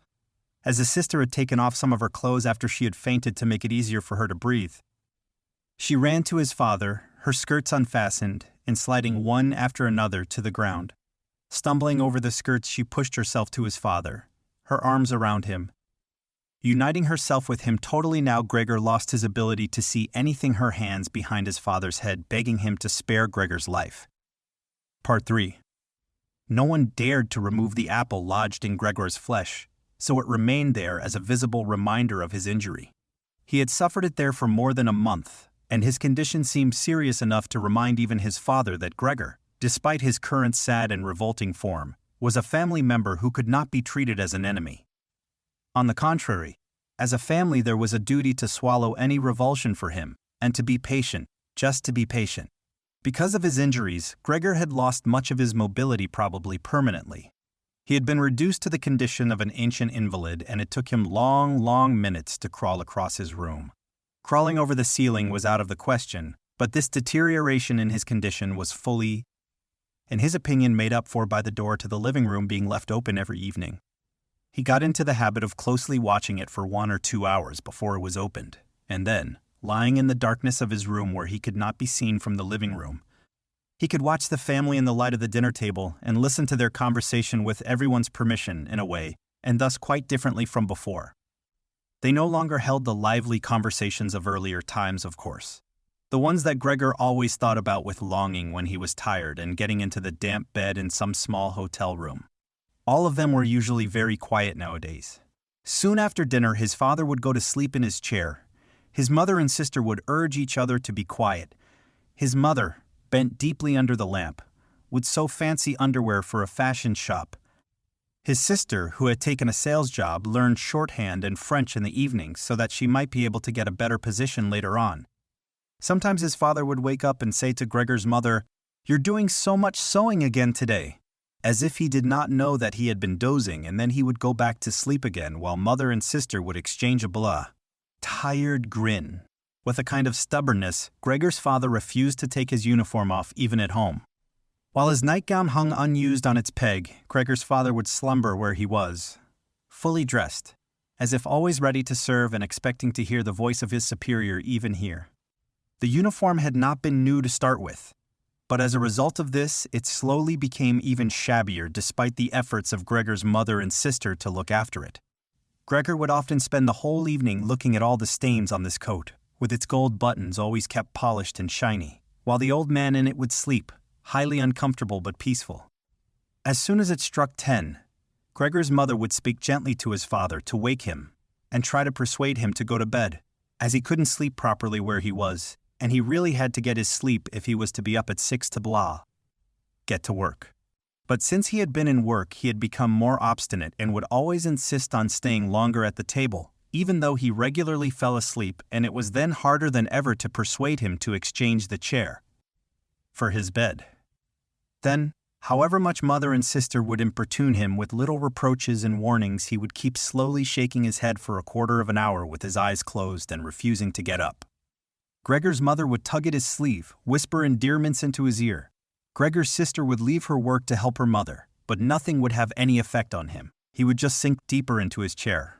Only when the two women took him under the arms he would abruptly open his eyes, look at them one after the other and say, "What a life! This is what peace I get in my old age." And supported by the two women he would lift himself up carefully as if he were carrying the greatest load himself. Let the women take him to the door. Send them off and carry on by himself while Gregor's mother would throw down her needle and his sister her pen so that they could run after his father and continue being of help to him. Who, in this tired and overworked family, would have had time to give more attention to Gregor than was absolutely necessary? The household budget became even smaller, so now the maid was dismissed. An enormous, thick-boned charwoman with white hair that flapped around her head came every morning and evening to do the heaviest work while everything else was looked after by Gregor's mother on top of the large amount of sewing work she did. Gregor even learned, listening to the evening conversation about what price they had hoped for, that several items of jewelry belonging to the family had been sold, even though both mother and sister had been very fond of wearing them at functions and celebrations. But the loudest complaint was that although the flat was much too big for their present circumstances, they could not move out of it. There was no imaginable way of transferring Gregor to the new address. He could see quite well, though, that there were more reasons than consideration for him that made it difficult for them to move. It would have been quite easy to transport him in any suitable crate with a few air holes in it. The main thing holding the family back from their decision to move was much more to do with their total despair, and the thought that they had been struck with a misfortune unlike anything experienced by anyone else they knew or were related to. They carried out absolutely everything that the world expects from poor people. Gregor's father brought bank employees their breakfast. His mother sacrificed herself by washing clothes for strangers. His sister ran back and forth behind her desk at the behest of the customers. But they just did not have the strength to do anymore, and the injury in Gregor's back began to hurt as much as when it was new. After they had come back from taking his father to bed, Gregor's mother and sister would now leave their work where it was and sit close together, cheek to cheek. His mother would point to Gregor's room and say, "Close that door, Greta." And then, when he was in the dark again, they would sit in the next room, and their tears would mingle, or they would simply sit there staring dry-eyed at the table. Gregor hardly slept at all, either night or day. Sometimes he would think of taking over the family's affairs, just like before, the next time the door was opened. He had long forgotten about his boss and the chief clerk, but they would appear again in his thoughts, the salesman and the apprentices, that stupid tea-boy, 2 or 3 friends from other businesses, one of the chambermaids from a provincial hotel, a tender memory that appeared and disappeared. Again, a cashier from a hat shop for whom his attention had been serious but too slow. All of them appeared to him, mixed together with strangers and others he had forgotten, but instead of helping him and his family, they were all of them inaccessible. And he was glad when they disappeared. Other times he was not at all in the mood to look after his family. He was filled with simple rage about the lack of attention he was shown, and although he could think of nothing he would have wanted, he made plans of how he could get into the pantry where he could take all the things he was entitled to, even if he was not hungry. Gregor's sister no longer thought about how she could please him, but would hurriedly push some food or other into his room with her foot before she rushed out to work in the morning and at midday, and in the evening she would sweep it away again with the broom. indifferent as to whether it had been eaten or more often than not had been left totally untouched. She still cleared up the room in the evening, but now she could not have been any quicker about it. Smears of dirt were left on the walls. Here and there were little balls of dust and filth. At first, Gregor went into one of the worst of these places when his sister arrived as a reproach to her, but he could have stayed there for weeks without his sister doing anything about it. Burba. She could see the dirt as well as he could, but she had simply decided to leave him to it. At the same time, she became touchy in a way that was quite new for her, and which everyone in the family understood. Cleaning up Gregor's room was for her and her alone. Gregor's mother did once thoroughly clean his room, and needed to use several bucketfuls of water to do it. Although that much dampness also made Gregor ill, and he lay flat on the couch, bitter and immobile. But his mother was to be punished still more for what she had done. As hardly had his sister arrived home in the evening than she noticed the change in Gregor's room and, highly aggrieved, ran back into the living room where, despite her mother's raised and imploring hands, she broke into convulsive tears.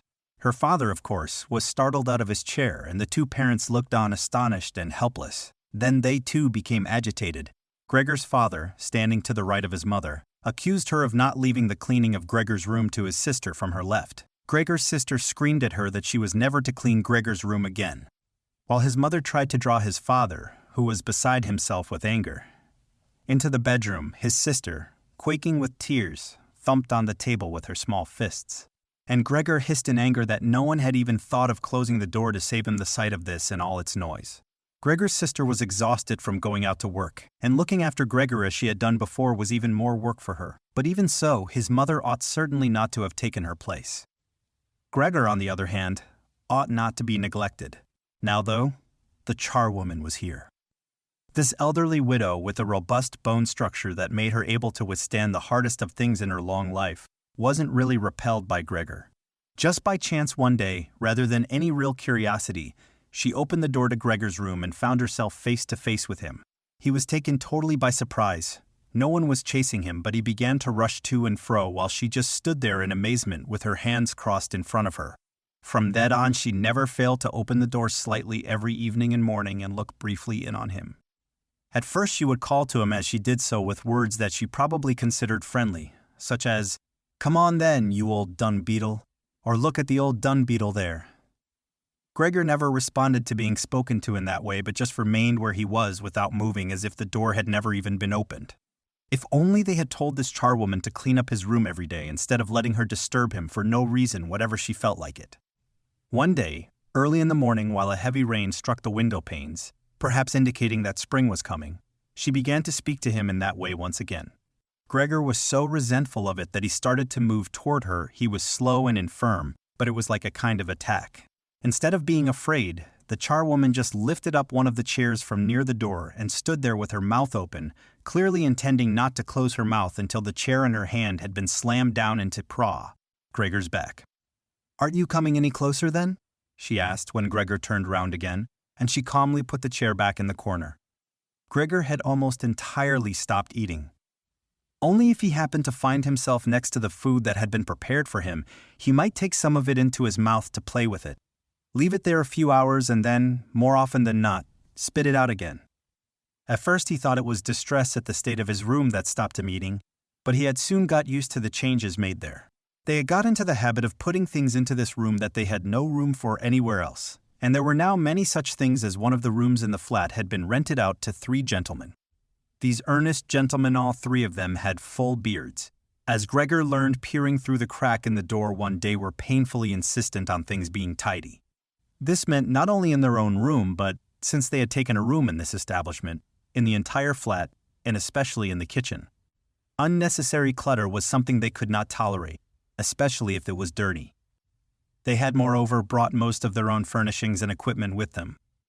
For this reason, many things had become superfluous which, although they could not be sold, the family did not wish to discard. All these things found their way into Gregor's room. The dustbins from the kitchen found their way in there too.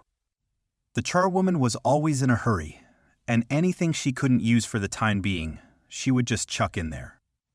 He, fortunately, would usually see no more than the object and the hand that held it. The woman most likely meant to fetch the things back out again when she had time and the opportunity, or to throw everything out in one go. But what actually happened was that they were left where they landed when they had first been thrown, unless Gregor made his way through the junk and moved it somewhere else. At first he moved it because, with no other room free where he could crawl about, he was forced to. But later on he came to enjoy it, although moving about in that way left him sad and tired to death. And he would remain immobile for hours afterwards. The gentleman who rented the room would sometimes take their evening meal at home in the living room that was used by everyone, and so the door to this room was often kept closed in the evening. But Gregor found it easy to give up having the door open. He had, after all, often failed to make use of it when it was open, and, without the family having noticed it, lain in his room in its darkest corner. One time, though, the charwoman left the door to the living room slightly open, and it remained open when the gentleman who rented the room came in the evening and the light was put on. They sat up at the table where, formerly, Gregor had taken his meals with his father and mother. They unfolded the serviettes and picked up their knives and forks. Gregor's mother immediately appeared in the doorway with a dish of meat, and soon behind her came his sister with a dish piled high with potatoes. The food was steaming and filled the room with its smell. The gentlemen bent over the dishes set in front of them as if they wanted to test the food before eating it. And the gentleman in the middle, who seemed to count as an authority for the other two, did indeed cut off a piece of meat while it was still in its dish, clearly wishing to establish whether it was sufficiently cooked or whether it should be sent back to the kitchen. It was to his satisfaction, and Gregor's mother and sister, who had been looking on anxiously, began to breathe again and smiled. The family themselves ate in the kitchen. Nonetheless, Gregor's father came into the living room before he went into the kitchen, bowed once with his cap in his hand, and did his round of the table. The gentlemen stood as one, and mumbled something into their beards. Then, once they were alone, they ate in near-perfect silence. It seemed remarkable to Gregor that, above all the various noises of eating, their chewing teeth could still be heard, as if they had wanted to show Gregor that you need teeth in order to eat, and it was not possible to perform anything with jaws that are toothless, however nice they might be. "I'd like to eat something," said Gregor anxiously, "but not anything like they're eating. They do feed themselves. And here I am, dying." Throughout all this time, Gregor could not remember having heard the violin being played, but this evening it began to be heard from the kitchen. The three gentlemen had already finished their meal. The one in the middle had produced a newspaper, given a page to each of the others, and now they leant back in their chairs reading them and smoking. When the violin began playing, they became attentive, stood up and went on tiptoe over to the door of the hallway where they stood pressed against each other. Someone must have heard them in the kitchen, as Gregor's father called out, "Is the playing perhaps unpleasant for the gentleman? We can stop it straight away." "On the contrary," said the middle gentleman. "Would the young lady not like to come in and play for us here in the room, where it is, after all, much more cozy and comfortable?" "Oh yes, we'd love to," called back Gregor's father, as if he had been the violin player himself. The gentleman stepped back into the room and waited. Gregor's father soon appeared with the music stand, his mother with the music and his sister with the violin. She calmly prepared everything for her to begin playing. His parents, who had never rented a room out before and therefore showed an exaggerated courtesy towards the three gentlemen, did not even dare to sit on their own chairs. His father leant against the door with his right hand pushed in between two buttons on his uniform coat. His mother, though, was offered a seat by one of the gentlemen and sat leaving the chair where the gentleman happened to have placed it out of the way in a corner. His sister began to play. Father and mother paid close attention, one on each side, to the movements of her hands. Drawn in by the playing, Gregor had dared to come forward a little and already had his head in the living room. Before, he had taken great pride in how considerate he was, but now it hardly occurred to him that he had become so thoughtless about the others. What's more, there was now all the more reason to keep himself hidden, as he was covered in the dust that lay everywhere in his room and flew up at the slightest movement. He carried threads, hairs, and remains of food about on his back and sides. He was much too indifferent to everything now to lay on his back and wipe himself on the carpet like he had used to do several times a day. And despite this condition, he was not too shy to move forward a little onto the immaculate floor of the living room. No one noticed him, though. The family was totally preoccupied with the violin playing. At first, the three gentlemen had put their hands in their pockets and come up far too close behind the music stand to look at all the notes being played. And they must have disturbed Gregor's sister. But soon, in contrast with the family, they withdrew back to the window with their heads sunk, and talking to each other at half volume. And they stayed by the window while Gregor's father observed them anxiously. It really now seemed very obvious that they had expected to hear some beautiful or entertaining violin playing, but had been disappointed. That they had had enough of the whole performance, and it was only now out of politeness that they allowed their peace to be disturbed. It was especially unnerving, the way they all blew the smoke from their cigarettes upwards from their mouth and noses. Yet Gregor's sister was playing so beautifully. Her face was leant to one side, following the lines of music with a careful and melancholy expression. Gregor crawled a little further forward, keeping his head close to the ground so that he could meet her eyes if the chance came. Was he an animal, if music could captivate him so? It seemed to him that he was being shown the way to the unknown nourishment he had been yearning for. He was determined to make his way forward to his sister and tug at her skirt to show her she might come into his room with her violin, as no one appreciated her playing here as much as he would. He never wanted to let her out of his room, not while he lived. Anyway, his shocking appearance should, for once, be of some use to him. He wanted to be at every door of his room at once to hiss and spit at the attackers. His sister should not be forced to stay with him, though, but stay of her own free will. She would sit beside him on the couch with her ear bent down to him while he told her how he had always intended to send her to the conservatory, how he would have told everyone about it. Last Christmas had Christmas, really. Come and gone already? If this misfortune hadn't got in the way, and refused to let anyone dissuade him from it. On hearing all this, his sister would break out in tears of emotion, and Gregor would climb up to her shoulder and kiss her neck, which, since she had been going out to work, she had kept free without any necklace or collar. "Mr. Samsa!" shouted the middle gentleman to Gregor's father, pointing, without wasting any more words, with his forefinger at Gregor as he slowly moved forward. The violin went silent. The middle of the three gentlemen first smiled at his two friends, shaking his head, and then looked back at Gregor.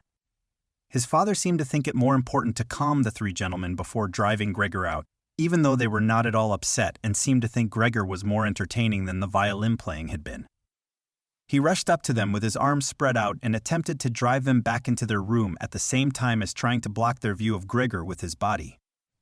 Now they did become a little annoyed, and it was not clear whether it was his father's behavior that annoyed them, or the dawning realization that they had had a neighbor like Gregor in the next room without knowing it.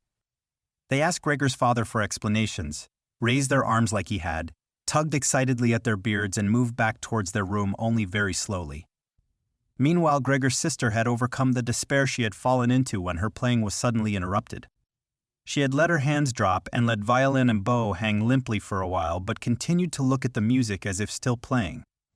But then she suddenly pulled herself together, lay the instrument on her mother's lap, who still sat laboriously struggling for breath where she was, and ran into the next room which, under pressure from her father, the three gentlemen were more quickly moving toward.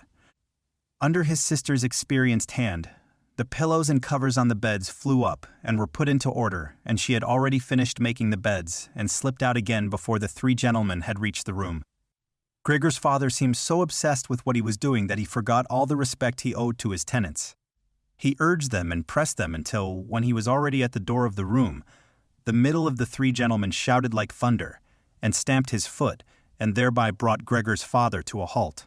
"I declare here and now," he said, raising his hand and glancing at Gregor's mother and sister to gain their attention too, "that with regard to the repugnant conditions that prevail in this flat, and with this family here," he looked briefly but decisively at the floor, "I give immediate notice on my room. For the days that I have been living here I will, of course, pay nothing at all. On the contrary, I will consider whether to proceed with some kind of action for damages from you, and believe me, it would be very easy to set out the grounds for such an action." He was silent and looked straight ahead as if waiting for something. And indeed, his two friends joined in with the words, "and we also give immediate notice." With that, he took hold of the door handle and slammed the door. Gregor's father staggered back to his seat, feeling his way with his hands, and fell into it plucked. It looked as if he was stretching himself out for his usual evening nap, but from the uncontrolled way his head kept nodding it could be seen that he was not sleeping at all. Throughout all this, Gregor had lain still where the three gentlemen had first seen him. His disappointment at the failure of his plan, and perhaps also because he was weak from hunger, made it impossible for him to move. He was sure that everyone would turn on him any moment, and he waited. He was not even startled out of this state when the violin on his mother's lap fell from her trembling fingers and landed loudly on the floor. "Father, mother," said his sister, hitting the table with her hand as introduction. "We can't carry on like this. Maybe you can't see it, but I can. I don't want to call this monster my brother. All I can say is, we have to try and get rid of it. We've done all that's humanly possible to look after it and be patient. I don't think anyone could accuse us of doing anything wrong." "She's absolutely right," said Gregor's father to himself. His mother, who still had not had time to catch her breath, began to cough dully, her hand held out in front of her and a deranged expression in her eyes. Gregor's sister rushed to his mother and put her hand on her forehead. Her words seemed to give Gregor's father some more definite ideas. He sat upright, played with his uniform cap between the plates left by the three gentlemen after their meal, and occasionally looked down at Gregor as he lay there immobile. "We have to try and get rid of it," said Gregor's sister, now speaking only to her father, as her mother was too occupied with coughing to listen. "It'll be the death of both of you. I can see it coming. We can't all work as hard as we have to, and then come home to be tortured like this. We can't endure it. I can't endure it anymore." And she broke out so heavily in tears that they flowed down the face of her mother, and she wiped them away with mechanical hand movements. "My child," said her father with sympathy and obvious understanding, "what are we to do?" His sister just shrugged her shoulders as a sign of the helplessness and tears that had taken hold of her, displacing her earlier certainty. "If he could just understand us," said his father almost as a question. His sister shook her hand vigorously through her tears as a sign that of that there was no question. "If he could just understand us," repeated Gregor's father, closing his eyes in acceptance of his sister's certainty that that was quite impossible. "Then perhaps we could come to some kind of arrangement with him. But as it is, it's got to go," shouted his sister. "That's the only way. Father, you've got to get rid of the idea that that's Gregor. We've only harmed ourselves by believing it for so long. How can that be Gregor? If it were Gregor, he would have seen long ago that it's not possible for human beings to live with an animal like that, and he would have gone of his own free will. We wouldn't have a brother anymore. Then, but we could carry on with our lives and remember him with respect. As it is, this animal is persecuting us. It's driven out our tenants. It obviously wants to take over the whole flat and force us to sleep on the raw streets. Father, look." "Just look," she suddenly screamed. "He's starting again." In her alarm, which was totally beyond Gregor's comprehension, his sister even abandoned his mother as she pushed herself vigorously out of her chair, as if more willing to sacrifice her own mother than stay anywhere near Gregor. She rushed over to behind her father, who had become excited merely because she was, and stood up half raising his hands in front of Gregor's sister as if to protect her. But Gregor had had no intention of frightening anyone, least of all his sister. All he had done was begin to turn round so that he could go back into his room, although that was in itself quite startling, as his pain-racked condition meant that turning round required a great deal of effort, and he was using his head to help himself do it, repeatedly raising it and striking it against the floor. He stopped and looked round. They seemed to have realized his good intention and had only been alarmed briefly.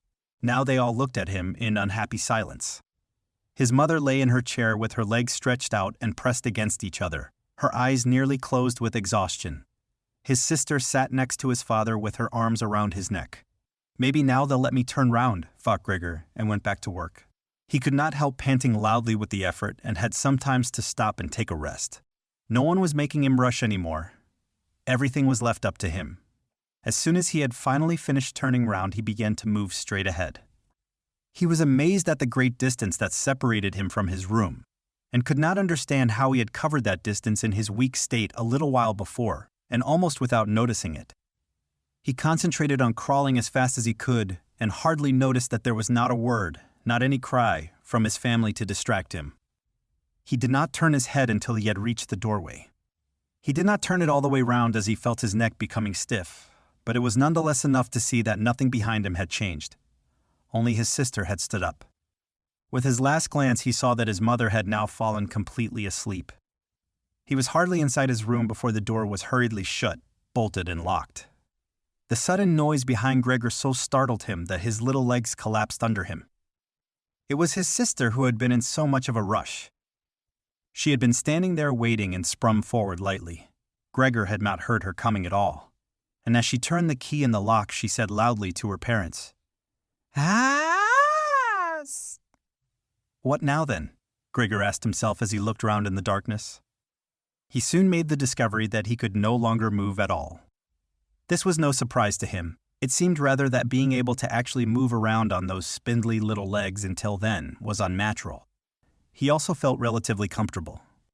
It is true that his entire body was aching, but the pain seemed to be slowly getting weaker and weaker and would finally disappear altogether.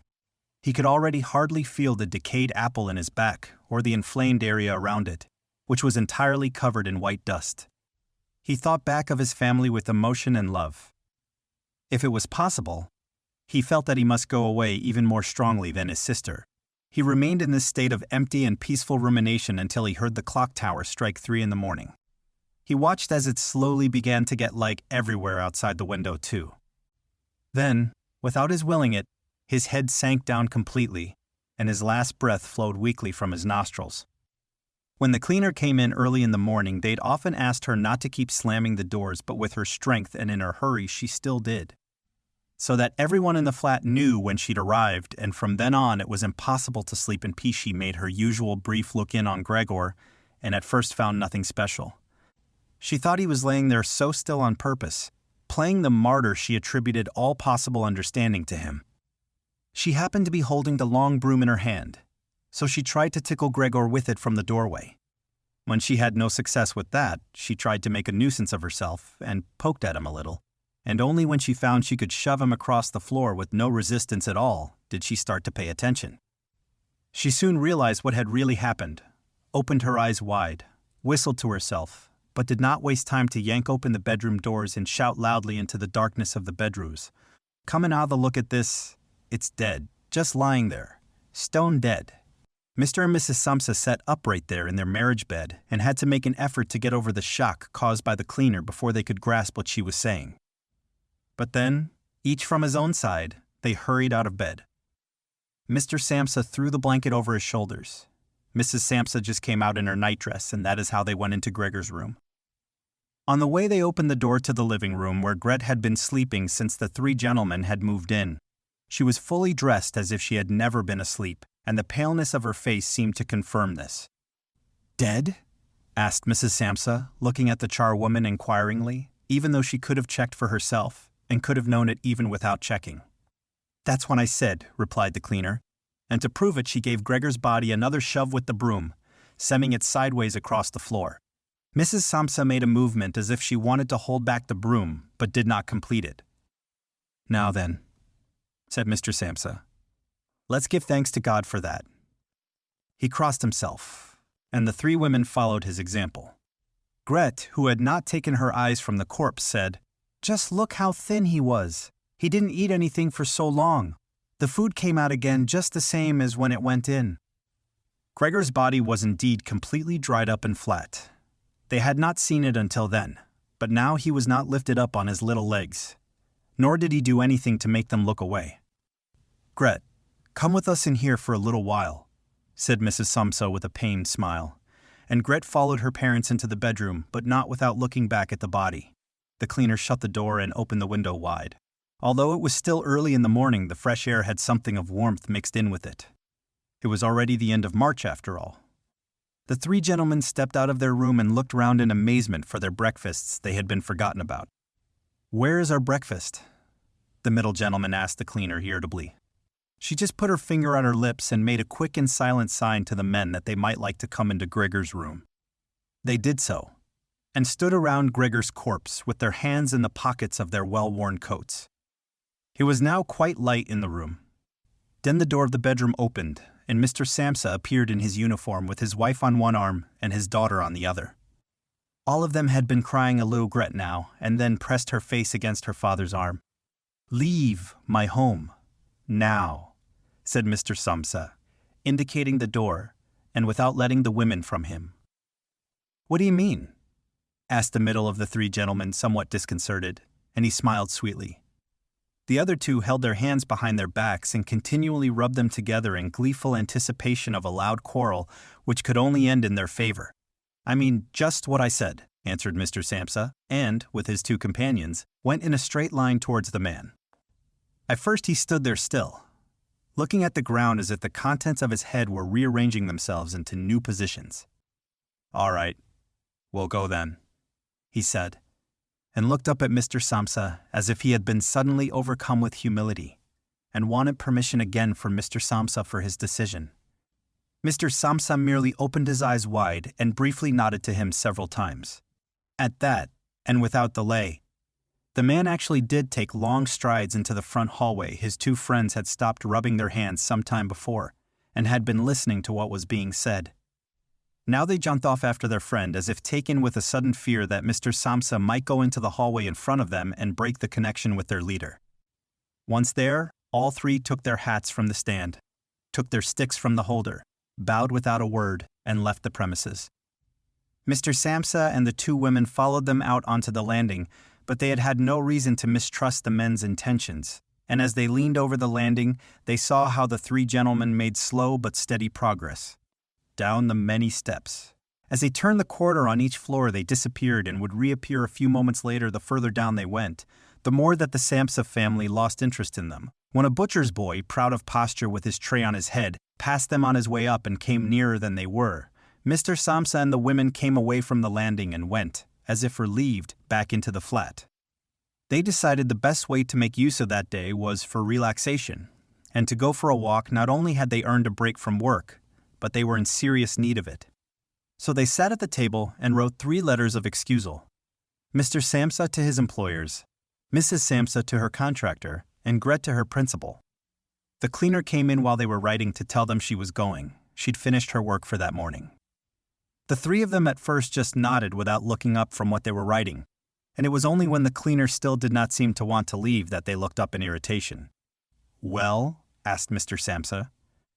The charwoman stood in the doorway with a smile on her face as if she had some tremendous good news to report, but would only do it if she was clearly asked to. The almost vertical little ostrich feather on her hat, which had been a source of irritation to Mr. Samsa all the time she had been working for them, swayed gently in all directions. "What is it you want, then?" asked Mrs. Samsa, whom the cleaner had the most respect for. "Yes," she answered, and broke into a friendly laugh that made her unable to speak straight away. "Well then, that thing in there, you needn't worry about how you're going to get rid of it. That's all been sorted out."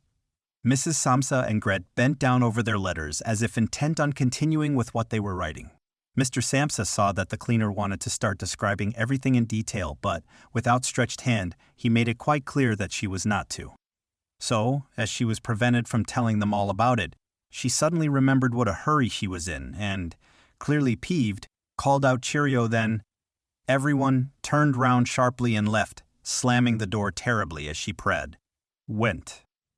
"Tonight she gets sacked," said Mr. Samsa, but he received no reply from either his wife or his daughter, as the charwoman seemed to have destroyed the peace they had only just gained. They got up and went over to the window, where they remained with their arms around each other. "Mr.